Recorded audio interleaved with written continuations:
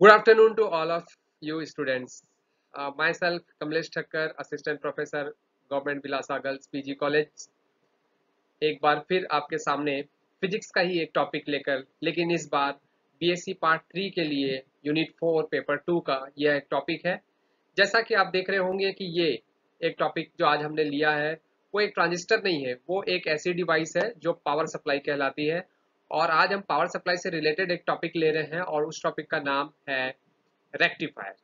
जी हाँ students, rectifier और rectifier का भी हम एक यहाँ पर पार्ट पढ़ने वाले हैं और वो पार्ट है हमारा हाफ वेव रेक्टिफायर। सो हम डिटेल स्टडी करेंगे dear students half wave rectifier की, हम उसी पर ज़्यादा चर्चा करेंगे।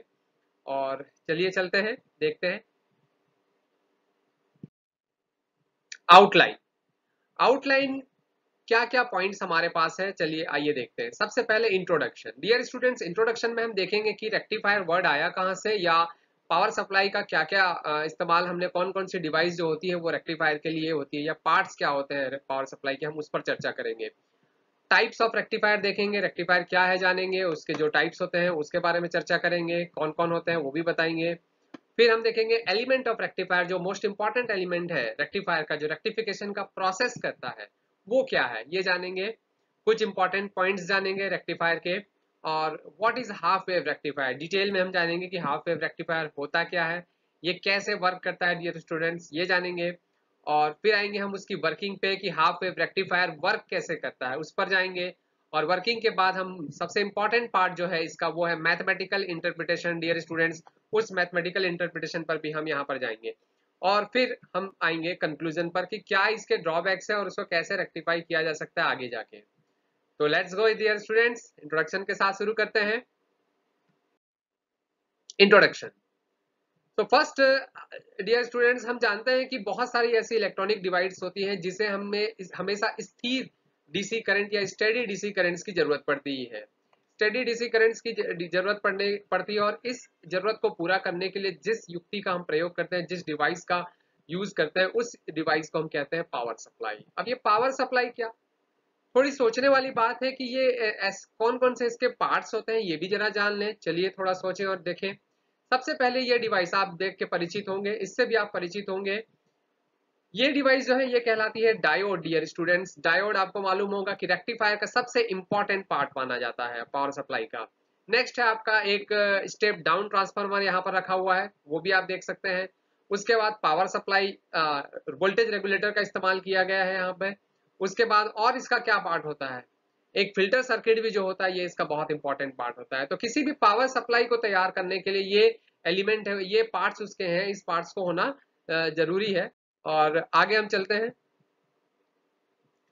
टाइप्स ऑफ रेक्टिफायर, क्या है ये टाइप्स ऑफ रेक्टिफायर, सब कुछ ठीक है। First of all dear students, we have to know what is rectifier, then we go for the types of the rectifier. Okay, तो व्हाट इज रेक्टिफायर पहले तो ये जानना पड़ेगा। तो rectifier is a device which convert the alternating current into direct current. बहुत simple सी बात है, एक ऐसी युक्ति जो एसी को डीसी में कन्वर्ट करे भाई। And everyone know what is AC, AC that means time varying current, जिसका डिस्टेंस, जिसकी वैल्यू जो है और जिसकी डायरेक्शन जो है वो टाइम के रेस्पेक्ट में चेंज होती है, और डीसी जस्ट उसका ऑपोजिट है। नाउ द वर्ड डायोड, ये जो डायोड आया है ना, ये डायोड ही एक ऐसी डिवाइस है जो मेन यहाँ पर वर्क करती है, अर्थात एसी को जो डीसी में कन्वर्ट करने का काम करता है वो कौन करता है, यहाँ डायोड करता है। नेक्स्ट टाइप्स अगर देखें तो इसके फिगर में हम देखते हैं, ये देखिए दो टाइप्स यहाँ पर इसके आपको शो हो रहे होंगे। सबसे पहला जो टाइप्स है ये हम देख रहे हैं, ये वाला टाइप्स आपको दिख रहा है फिगर में, जिसे हम कहते हैं हाफ वेव रेक्टिफायर। और दूसरा जो टाइप आपको दिख रहा है ये फिगर, जिसमें आपको दिख रहा होगा जो आउटपुट में जो वेव्स मिल रही है वो फुल मिल रही है, जिसे हम कहेंगे कि full wave rectifier. That means depend in the output waveform से आप जान सकते हैं कि कौन हाफ वेव है और कौन फुल वेव है। तो हमें ये समझ में आया दो टाइप्स के मेन होते हैं, एक हाफ वेव रेक्टिफायर होता है और एक फुल वेव। फुल वेव में एक और पढ़ते हैं ब्रिज टाइप, जो कि बहुत यूजफुल रेक्टिफायर माना जाता है, जिसकी इफिशियंसी जो होती है जस्ट डबल होती है हाफ वेव रेक्टिफायर के। तो बहुत अच्छा रेक्टिफायर होगा, अगली क्लासों में हम उसको देखेंगे नेक्स्ट लेक्चर्स वगैरह में। सो इसके बहुत यूजेस है दिए स्टूडेंट्स, रेक्टिफायर पढ़ना मतलब एक पल्स जनरेटर सर्किट में इसका यूज होता है, डिटेक्टर सर्किट में यूज होता है, फिल्टरिंग सर्किट में इसका यूज होता है, और बहुत ज्यादा इसका वास्ट यूज है हमारे इलेक्ट्रॉनिक्स में। नेक्स्ट आगे बढ़ते हैं। एलिमेंट ऑफ रेक्टिफायर, जो एलिमेंट ऑफ रेक्टिफायर की हम बात कर रहे हैं वो ये आपको डायग्राम में दिख रहा होगा और अभी हमने पहले भी देखा था। ये जो एलिमेंट है बहुत इंपॉर्टेंट डियर स्टूडेंट्स, ये डायोड है। और डायोड ही ये ऐसा एलिमेंट है जो सबसे ज्यादा यूजफुल है रेक्टिफायर के लिए, क्योंकि वो एसी को डीसी में क्या करता है, कन्वर्ट करता है। तो diode is use as a rectifier. ठीक है, हम बहुत अच्छे से ये बात जानते हैं कि डायोड होता क्या है और डायोड की बाइसिंग कैसे होती है। डियर स्टूडेंट्स, हमने पहले की पुरानी कक्षाओं में भी और इसी बीएससी फाइनल ईयर में ही हमने पढ़ा है कि डायोड क्या होता है, पीएन जंक्शन क्या होता है और कैसे उसकी बाइसिंग करते हैं, फॉरवर्ड बायस क्या होती है, रिवर्स बायस क्या होती है, ये सब चीजें हम पहले से जानते हैं। लेकिन अब क्वेश्चन ये आता है, सोचने वाली बात ये है कि कैसे कोई डायोड एसी को डीसी में कन्वर्ट करता है। तो हमें ये समझना है, तो हम ये समझते हैं। तो चलिए लेट्स गो, एक फिगर देखते हैं। देखिए एक राइट साइड में फिगर आ गया हमारे पास, और इस फिगर में हम ये समझते हैं कि कैसे एक डायोड एसी को डीसी में क्या करता है, कन्वर्ट करता है। तो ये हमारा पीएन जंक्शन डायोड है। जब हमने उसकी बाइसिंग में यहाँ प्लस लगा दिया, that means P is connected to क्या हो गया, प्लस। तो ये कौन से बायस में हो गया, फॉरवर्ड बायस में हो गया भाई, ये फॉरवर्ड बायस में हो गया। अब फॉरवर्ड बायस में हो गया तो आरएल से करंट फ्लो होगी, और आरएल से अगर करंट फ्लो होगी तो हमें आउटपुट मिलेगा। लेकिन जब एसी का हम फर्स्ट हाफ साइकिल ले रहे हैं तभी ये फॉरवर्ड बायस में हो रहा है। लेकिन जब हम सेकेंड हाफ साइकिल लेंगे या निगेटिव हाफ साइकिल लेंगे तो ये क्या हो जाएगा, निगेटिव से कनेक्ट होगा, जिससे डायोड कौन से बायस में हो जाएगा, रिवर्स बायस में हो जाएगा। और रिवर्स बायस में हो जाएगा तो कोई भी करंट यहाँ से फ्लो होगी क्या, नहीं होगी, जिससे हमें आउटपुट नहीं मिलेगा। सो इस प्रिंसिपल का यूज करके रेक्टिफायर को क्या किया गया है, बनाया गया है। तो डायोड इस प्रिंसिपल का यूज करके बनाता है। ठीक, अब सवाल आता है क्या सीधे डायोड में एसी दे दिया जाए। तो आइए देखते हैं, इसको भी कुछ रिजॉल्व करते हैं। कुछ इंपॉर्टेंट पॉइंट्स पर पहले हम बात करते हैं। सबसे पहले हम बात करते हैं रेक्टिफायर से रिलेटेड इफिशियंसी। देखिए किसी भी इंस्ट्रूमेंट की जो इफिशियंसी डियर स्टूडेंट्स हम निकालते हैं वो हमेशा आउटपुट अपॉन इनपुट होती है। लेकिन यहाँ हमें आउटपुट में डीसी मिलने वाला है और इनपुट में क्या था, एसी। तो output DC power upon input DC power equal to efficiency. Efficiency half wave rectifier की बहुत ज्यादा नहीं होती है, लेकिन फिर भी नियर 50% से लेस 40.6% इसकी इफिशियंसी होती है। पर एक आइडियल रेक्टिफायर की इफिशियंसी 100% होनी चाहिए। नेक्स्ट एक और पॉइंट इसका जो इंपॉर्टेंट है वो हम देखते हैं डियर स्टूडेंट, रिपल फैक्टर। ये जो रिपल फैक्टर वर्ड है ये बहुत इंपॉर्टेंट है, रिपल फैक्टर को जानना हमें चाहिए। रिपल फैक्टर या उर्मी का घटक हम इसे हिंदी में कहते हैं डियर स्टूडेंट्स। रिपल फैक्टर होता क्या है, रिपल फैक्टर जो होता है वो ये बताता है कि सपोज कि किसी आपको रेक्टिफायर का रिपल फैक्टर ज्यादा दे दिया और किसी का कम, तो कौन अच्छा रेक्टिफायर है, तो भाई जिसका रिपल फैक्टर कम है। मतलब जो उसमें एसी की कंपोनेंट होगा, आउटपुट अगर हम निकालते हैं डीसी पर फिर भी उसमें एसी मिक्स रहती है, उसमें लहर होती है, उसमें तरंगे होती हैं। तो जो एसी का कंपोनेंट जिसमें कम होगा वहां रिपल फैक्टर कम होगा। तो एक अच्छे रेक्टिफायर का रिपल फैक्टर कम होना चाहिए। डेफिनेशन पे आए, AC element in output in current and DC element in output current. मतलब डीसी जो एलिमेंट हमको मिलता है, डीसी करंट जो मिलती है उसमें कितना एसी का एलिमेंट मिला हुआ है। अगर ज्यादा है तो अच्छा रेक्टिफायर नहीं है। जैसे हाफ वेव रेक्टिफायर का रिपल फैक्टर 1.21 जो कि बहुत ज्यादा है, तो उससे बेटर फुल वेव जिसको हम आगे चर्चा करेंगे। तो ये होता है रिपल फैक्टर, ओके, एसी की मात्रा डीसी में। नेक्स्ट है हमारा पीक इनवर्स वोल्टेज। ये भी एक पीक इनवर्स वोल्टेज जो होता है वो क्या होता है डियर स्टूडेंट्स की, जब फॉरवर्ड रिवर्स बायस में जब डायोड होता है तो उस समय जो उसका वोल्टेज रहता है उस वोल्टेज को हम पीक इनवर्स वोल्टेज कहते हैं। बहुत ज्यादा यूजफुल नहीं पर जानकारी के लिए इसे याद रखना है। Next, half wave rectifier. Half wave rectifier नाम से ही समझ में आ रहा है, जो फुल वेव की जगह हाफ वेव देगा। देख लीजिए एक फुल वेव हमने यहां से ली है, ये फुल वेव जो हमने कंप्लीट की है उसमें सिर्फ हाफ वेव हमें दे रहा है, दूसरा पोर्शन गैप में है। ये कौन सा रेक्टिफायर आपका है, हाफ वेव रेक्टिफायर का वेव फॉर्म है, वेव डायग्राम है। चलिए ये इसका मेन सर्किट डायग्राम हमारे पास आ चुका है। अब सर्किट डायग्राम में देखिए एक डायोड का यूज हुआ है, और एक बहुत इंपॉर्टेंट चीज मैं बता दूं यहाँ पर, ट्रांसफार्मर का यूज हुआ है।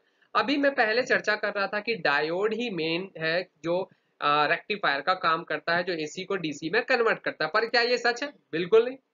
केवल डायोड को अगर हम डायरेक्ट एसी देंगे तो क्या होगा, वो तो खत्म हो जाएगा, उसके पास तो कम वोल्टेज चाहिए। इसलिए यहाँ पर एक ट्रांसफार्मर का यूज होता है जो कि स्टेप डाउन का ट्रांसफार्मर होता है और ये स्टेप डाउन ट्रांसफार्मर ही डायोड से कनेक्ट किया जाता है और स्टेप डाउन ट्रांसफार्मर में ही हम एसी सिग्नल को इनपुट कर पाते हैं। करेक्ट। तो क्या होता है, थोड़ा मैं इसे हटा दूं और इसको हम समझते हैं। बहुत सिंपल है ये हाफ वेव रेक्टिफायर। वर्किंग भी इसकी देख सकते हैं हम, बहुत सिंपल से समझ में आती है, वर्किंग हम आगे देखेंगे। तो यहाँ तक क्लियर हो गया डियर स्टूडेंट्स, एक डायोड लगा हुआ है, ये लोड लगा हुआ है, आउटपुट वोल्टेज हमको मिलता है। कुछ पॉइंट्स देख ले रेक्टिफायर के, ये डेफिनेशन देखिए आ गई हाफ वेव की। तो ऐसा रेक्टिफायर जो half cycle, positive half cycle AC को अलाउ करता है, ठीक है, और उसी को कन्वर्ट करता है डीसी में, और दूसरा हाफ साइकिल जो होता है उसे क्या कर देता है, ब्लॉक कर देता है भाई। एक डायोड का इसमें यूज होता है, करेक्ट, और स्टेप डाउन ट्रांसफार्मर का इसमें यूज किया जाता है। चलिए इसकी वर्किंग की ओर चलते हैं। वर्किंग, तो डियर स्टूडेंट्स वर्किंग में सबसे पहले ये बहुत इंपॉर्टेंट जो आपका फिगर आपको दिखाई दे रहा है, इस फिगर की अगर हम बात करें डियर स्टूडेंट्स तो क्या है, इस फिगर को समझते हैं। तो वर्किंग में देखिए बहुत सिंपल है। प्राइमरी कॉइल में हम क्या करते हैं, एसी इनपुट देते हैं, ये आपको दिखाई दे रहा है, एसी इनपुट जो है वो प्राइमरी कॉइल में हम देंगे और हमें आउटपुट यहाँ पर मिलता है। देखिए आरएल जो है उस पर हमें आउटपुट देखने को मिलता है। तो फर्स्ट हाफ साइकिल जब हम लेते हैं डायोड का, तो जनरल सी बात है कि first half cycle that means positive half cycle. तो पॉजिटिव हाफ साइकिल में डायोड कैसा हो जाएगा, पी प्लस से कनेक्ट हो गया, that means forward bias RL में से करंट फ्लो होगी, इसका मतलब हमें क्या होगा, रिजल्ट मिलेगा। That is clear. So we get the DC output. लेकिन जब हम सेकेंड हाफ साइकिल की बात करते हैं, that means negative half cycle की बात करते हैं डियर स्टूडेंट्स, तो करंट जो है आरएल में फ्लो नहीं होती, जिससे हमें किसी भी डीसी आउटपुट नहीं मिलता। चलिए मैथमेटिकल में आते हैं आगे। मैथमेटिकल इंटरप्रिटेशन इसका देखेंगे। मैथमेटिकल इंटरप्रिटेशन देखने के लिए सबसे पहले हम बात करते हैं कि जो हमारा ये आपका पहला पॉइंट आया कि जो वोल्टेज है, सप्लाई वोल्टेज, वो E not sine omega T है, और जो डायोड पे जो करंट आती है डियर स्टूडेंट्स वो है I naught sine omega T. ठीक है। अब आई नॉट को हम अगर डिफाइन करें तो ई नॉट अपॉन क्या आएगा, आर प्लस आर एल, क्योंकि एक डायोड रेजिस्टेंस है और एक आपका लोड रेजिस्टेंस है साइन ओमेगा टी।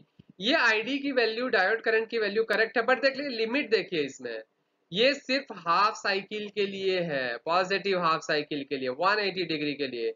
और सेकेंड 180 डिग्री की अगर हम बात करने जाएंगे तो आप देखिए कि जो वैल्यू आईडी की है वो क्या हो जाती है, जीरो। क्योंकि उस कंडीशन में पाई टू 2 पाई में हमें मालूम है कि निगेटिव हाफ साइकिल में हमारा डायोड रिस्पॉन्स नहीं करता, वो रिवर्स बायस में आ जाता है। सो आईडी की वैल्यू हमें क्लियर हुई। नेक्स्ट, आउटपुट एवरेज करंट क्या मिलेगी, जो आईडीसी करंट हमें आउटपुट में मिलती है उस करंट की हम बात कर रहे हैं, वो एवरेज करंट हमें क्या मिलेगी। ठीक है। तो कभी भी एवरेज करंट निकालना हो तो क्या करें भाई, जीरो टू पूरे एक साइकिल में निकालनी है, इसलिए हमें इसने इंटीग्रेशन किया zero to 2 pi I D omega T, क्योंकि ओमेगा टी फंक्शन है, और अपॉन टी किया, दैट मीन्स पूरा जो होल साइकिल होगा zero to 2 pi only D omega T.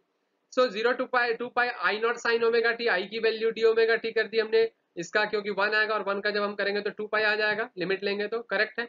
अब देखिए इसको हमने दो पार्ट में डिवाइड किया, जीरो टू पाई को एक बार जीरो टू पाई लिया फर्स्ट, और सेकंड जो लिया वो पाई टू 2 पाई लिया। क्योंकि इस ऐसा क्यों किया, क्योंकि फर्स्ट हाफ साइकिल में तो आईडी की वैल्यू होगी, करंट की वैल्यू होगी, लेकिन सेकंड हाफ साइकिल में देखिए करंट की वैल्यू हमने क्या रखी है, जीरो रखी है। तो जीरो टू पाई के लिए ही हम आई नॉट को बाहर निकालेंगे, 2 पाई हमारा है, साइन का इंटीग्रेशन करेंगे तो minus cos omega t, zero to pi limit हमने ले ली। अब लिमिट पुट करने के बाद हमारे पास जो वैल्यू आई आईडीसी की वो आई आई नॉट बाय पाई।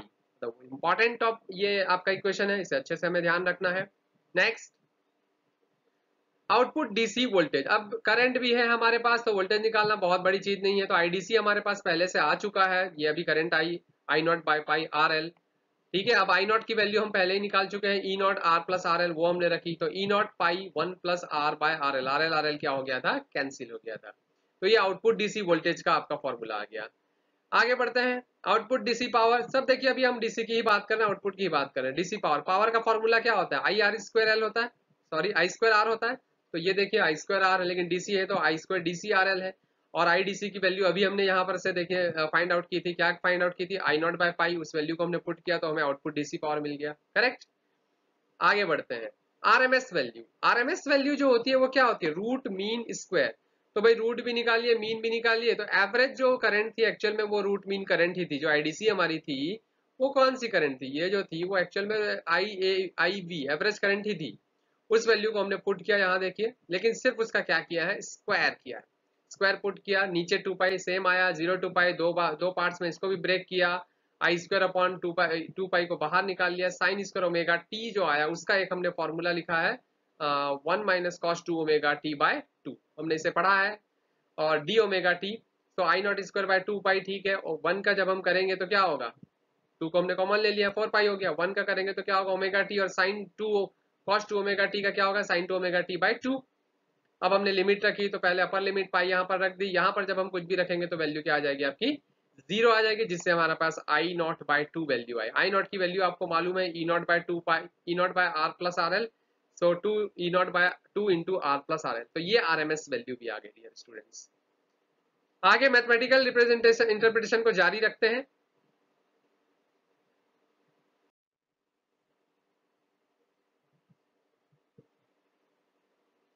देखिए आगे क्या है, इनपुट एसी पावर। अब आ गए हम इनपुट एसी में भाई, है ना। पावर दैट मीन्स आपको मालूम है, जो भी एसी की बात करते हैं तो आईआरएमएस की बात होती है, और आईआरएमएस की बात होती है आईआरएमएस के square R plus R. IRMS को अभी हमने फाइंड आउट किया था आई 0/2, तो ये हो गया I 0 by I square, I 0 square by 4, correct. फिर आगे बढ़ते हैं इसमें, ripple factor, the most important एक पॉइंट हमारा था रिपल फैक्टर। रिपल फैक्टर में क्या क्या होता है, रिपल फैक्टर जो भी आउटपुट में हमें एसी के कंपोनेंट मिलते हैं उसकी आईआरएमएस वैल्यू, और आउटपुट में जो डीसी मिलती है उसकी वैल्यू के रेशियो को हम रिपल फैक्टर कहते हैं। आईआरएमएस तो है, लेकिन ऐसा आईआरएमएस जो आउटपुट में मिलता है, कौन सा होता है आईआरएमएस, एसी। किसमें मिलेगा, डीसी, क्योंकि हम तो आउटपुट में डीसी ढूंढ रहे थे, उस डीसी में कुछ एसी का जो कंपोनेंट होगा आईआरएमएस वैल्यू उसका हम ले रहे हैं। तो आईआरएमएस अगर हम टोटल निकालें एसी का तो आई डेस आरएमएस स्क्वायर प्लस आईडीसी, मतलब ये तो हमें आउटपुट में ये दोनों मिल जा रहा है, करेक्ट।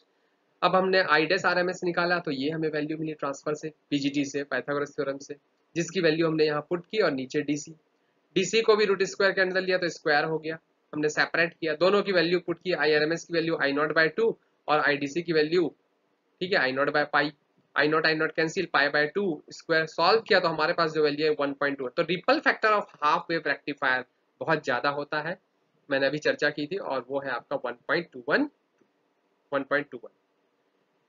नेक्स्ट नेक्स्ट देखते हैं इफिशियंसी। इफिशियंसी भी हमने पढ़ा कि क्या होती है, output DC power upon output AC. भाई डीसी कितना मिला आपको ये हमको देखना है, आपने एसी जो दिया था, तो सबसे पहले डीसी पीडीसी की वैल्यू हम निकाल चुके हैं, I upon I square pi square, जो भी वैल्यू हमने निकाली वो वैल्यू हमने यहाँ पर पुट की, ठीक है। और उसके बाद वो दोनों वैल्यू यानी कि पीडीसी की वैल्यू ये वाली पुट की हमने, और पीएसी की वैल्यू हमने पुट की, ठीक है। पीएसी की वैल्यू तो आपको ऊपर दिखाई दे रही है, ये वाली वैल्यू हमने पुट की, और पीडीसी की वैल्यू हमने पिछली स्लाइड में देखी। सॉल्व किया तो हमें मिला 4RL pi square R plus R L, क्योंकि ये 4 जाएगा, ठीक है, आई स्क्वायर तो क्या होगा, कैंसिल हो जाएगा, या आई स्क्वायर कैंसिल होगा, 4RL pi square R plus R L. जब इसको हमने सिंप्लीफाई किया तो हमारे पास 0.0406 आया, ठीक है, और R by R L plus 1। अगर हमने स्मॉल आर को बहुत छोटा माना है तो उस कंडीशन में हमारे पास जो वैल्यू आएगी परसेंटेज में 40.6% इसका इफिशियंसी होता है, जो कि बहुत कम माना जाता है डियर स्टूडेंट्स, ठीक है। अब हम आगे चले, ये इसकी इफिशियंसी हो गई हाफ वेव रेक्टिफायर की। फिर हम बात कर रहे हैं voltage regulation. Actual voltage regulation क्या होता है कि यदि हम आउटपुट लोड में परिवर्तन कर भी दें, आउटपुट वोल्टेज आउटपुट लोड में हम परिवर्तन करने पर भी यदि धारा के मान में कोई परिवर्तन नहीं आता है तो वोल्टेज रेगुलेशन अच्छा कहलाता है, ठीक है। अब इसका फॉर्मूला क्या है देखिए, output voltage in absence of load, output voltage in presence of load. बहुत ज्यादा इसमें चेंजेस नहीं आना चाहिए, यही है ना, output voltage in presence of load 1 आना चाहिए तो बहुत इजी हो जाएगा। तो output voltage in presence of load कैसे करें भाई, इसके लिए देखें इसको। तो देखिए इसमें सबसे पहले ईडीसी की वैल्यू हमने ली, ये ईडीसी की वैल्यू हमारे पास जो पिछली स्लाइड से हमने निकाली, आई नॉट बाय पाई थी, आई नॉट की वैल्यू जब हमने पुट की तो इतना आया। अब पाई आर को हमने कॉमन निकाला, आर एल कैंसिल हो गया, E naught 1 minus R by R L. ये कहाँ से आया 1 माइनस, क्योंकि ये जो डिनोमिनेटर में था उसको हम कहाँ ले गए, ऊपर में ले गए, हमने बाइनोमियल थ्योरम लगा दिया, जिससे इसका पावर -1 आया और ये हो गया। आगे हमने इसके ब्रैकेट को रिमूव किया, जिससे ये इक्वेशन हमारा आ गया, ठीक है।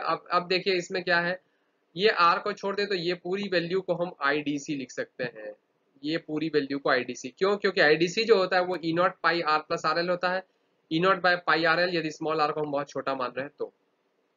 नाउ एब्सेंस ऑफ लोड, अगर लोड को ही नहीं रखते हैं तो जनरल सी बात है कि जो आईडीसी की वैल्यू होगी वो क्या हो जाएगी, जीरो हो जाएगी, क्योंकि इन्फिनेटिव हम रख रहे हैं आरएल अगर लोड रखते हैं तो, ठीक है। तो उस कंडीशन में ईडीसी इक्वल टू क्या होगा, ई नॉट बाय पाई हो जाएगा। अब ई नॉट बाय पाई की वैल्यू हो गई एब्सेंस की, और ऊपर वाली वैल्यू हो गई, तो दोनों वैल्यूज को हमने पुट किया, इस इक्वेशन पे पुट किया, और पुट करने के बाद ये दोनों वैल्यू हमारी कैंसिल हो गई माइनस प्लस में, और जो रिमाइंडर आया वो हमारा वोल्टेज रेगुलेशन के लिए क्या आया, फॉर्मूला आया। ठीक है, ये हमने ईडीसी की वैल्यू जो ली थी उस स्लाइड से यहाँ पर उठा के मैंने डाला है, आप देख सकते हैं जो आउटपुट आया था वहीं से हमने स्टार्टिंग की थी, स्टार्ट यहीं से किया था।